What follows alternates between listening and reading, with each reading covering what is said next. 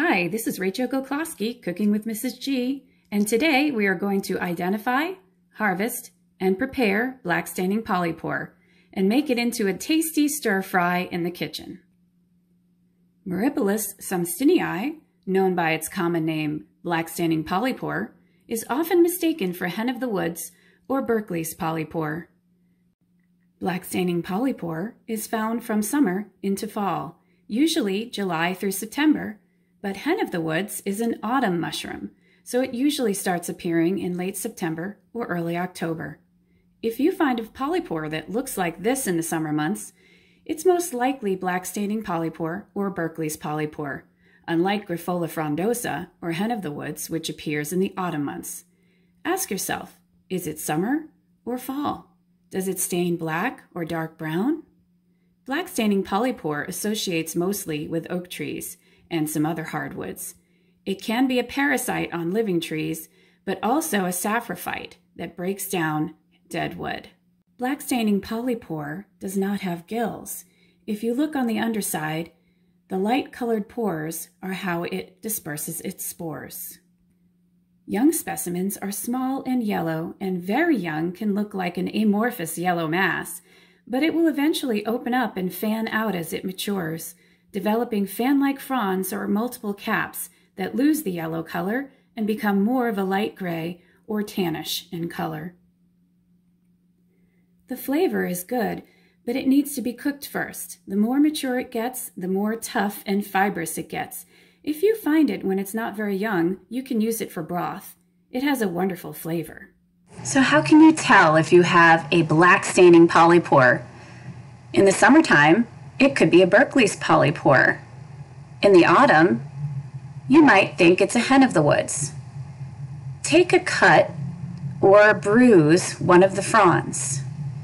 It can take, usually, 20 to 30 minutes for any brown or black staining to appear on a black-staining polypore.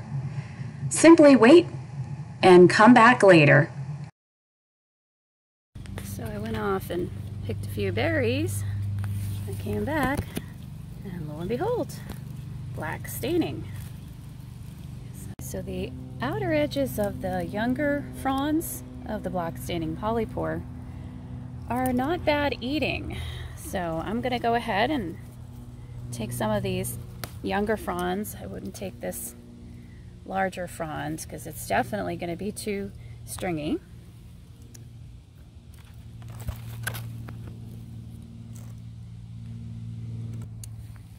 So I'm going to show you how stringy this mushroom really is. Take a look at these strings. I wasn't kidding when I said stringy, right?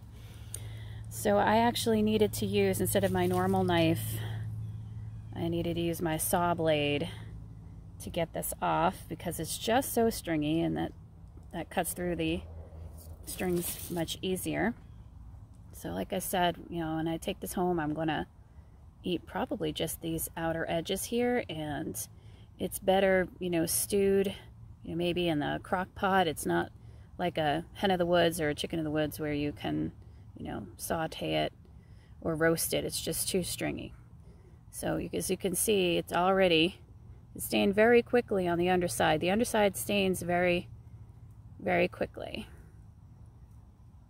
And you can see how it's a polypore. Take a look at that pore surface, no gills. And it's already staining a dark brown where I bruised it. Now the stain can take 5 minutes, 10 minutes, 30 minutes, but eventually it usually stains. That's why they call it black-staining polypore. Coming up soon, you'll see me make black-staining polypore stir-fry. So don't forget to hit subscribe now, and then you'll be notified every time I upload a new mushrooming video. And these little guys just kind of pulled out like petals. They're like string cheese here at the ends. They did pull off without having to cut them. Now this recipe that I'm about to show you would be better with a younger specimen, one that's still yellow.